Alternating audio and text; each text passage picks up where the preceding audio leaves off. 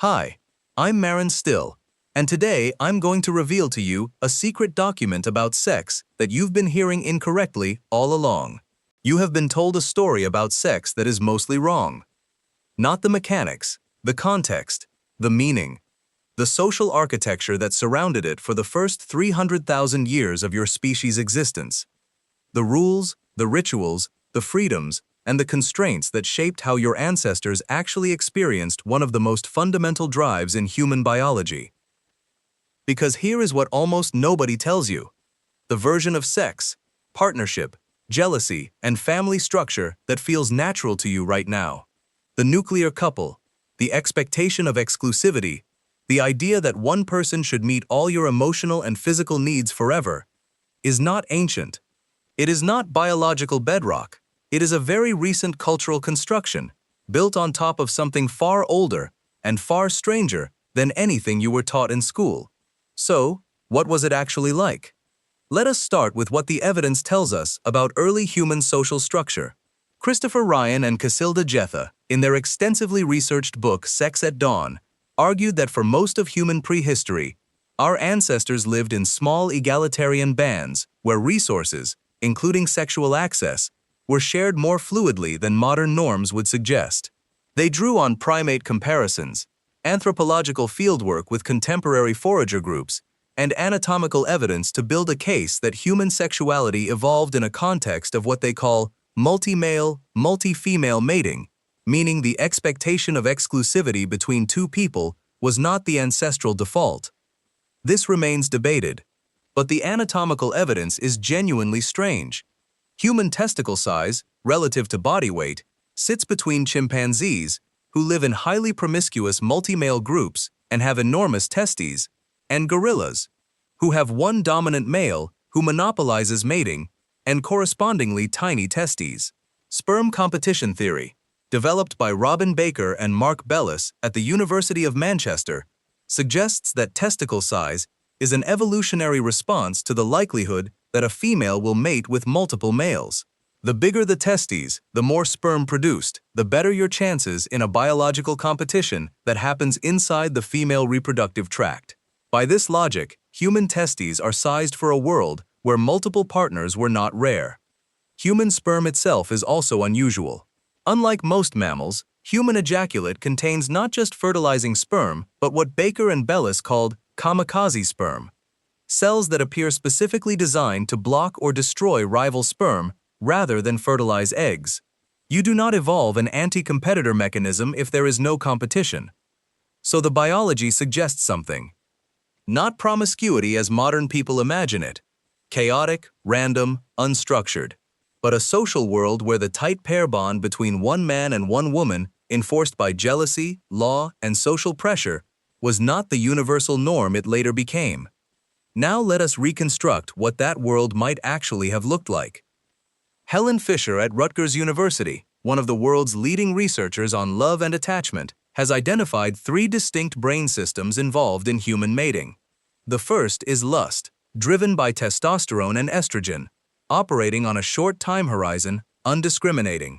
The second is romantic attraction, driven by dopamine and norepinephrine, intensely focused on one specific person, obsessive, energizing. The third is attachment, driven by oxytocin and vasopressin, calm, deep, oriented toward long-term partnership and co-parenting. Fisher's crucial insight is that these 3 systems evolved independently and can operate simultaneously and in conflict. You can feel deep attachment to one person, romantic obsession with another, and generalized lust toward a third, all at the same time. Your brain is not built for simple monogamy. It is built for complexity. In a band of 20 to 50 people living in close physical proximity, sharing food, fire, and survival labor across decades, these overlapping systems would have played out constantly. People would have formed strong pair bonds.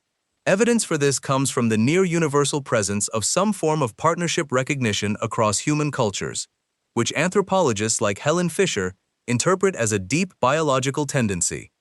But those bonds existed inside a social world that did not necessarily demand or enforce the exclusivity that modern marriage assumes.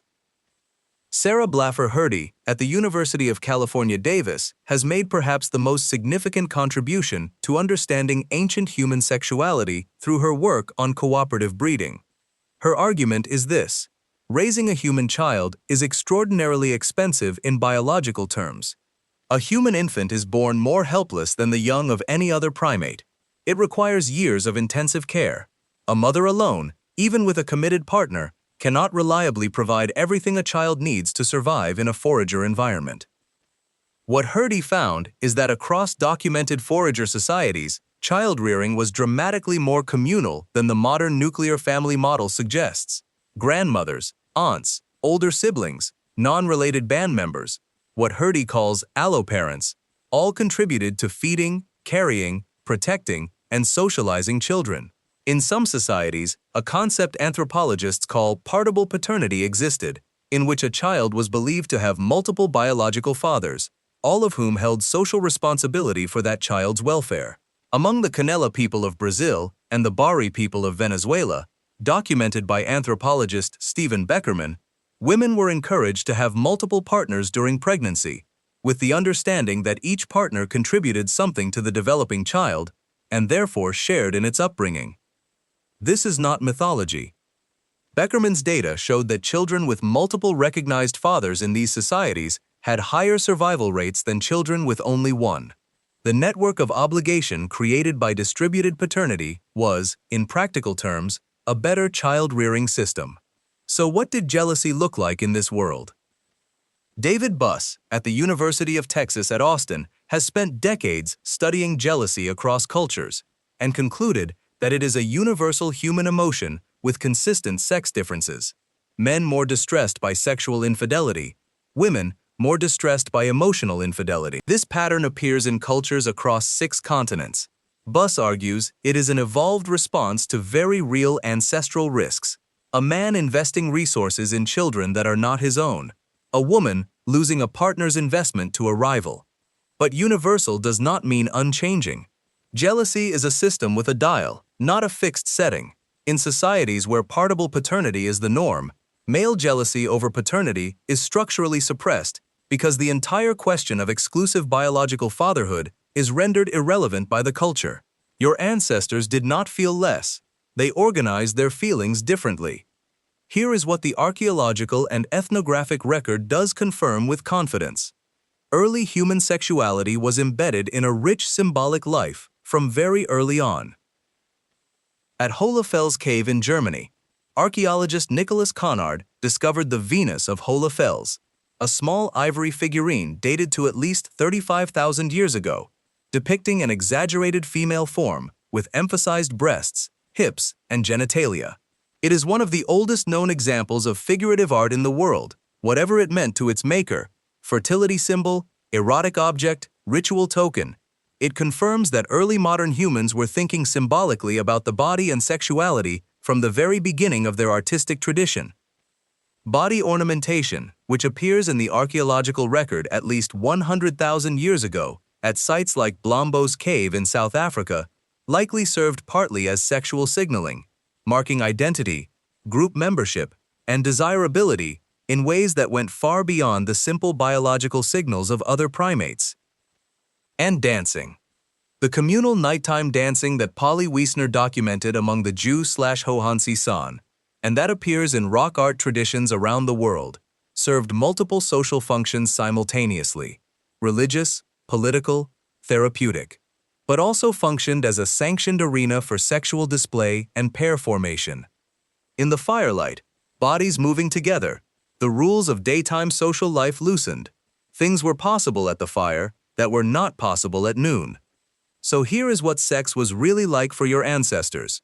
Not a private act between two people defined by a legal contract. Not shameful. Not something to be hidden.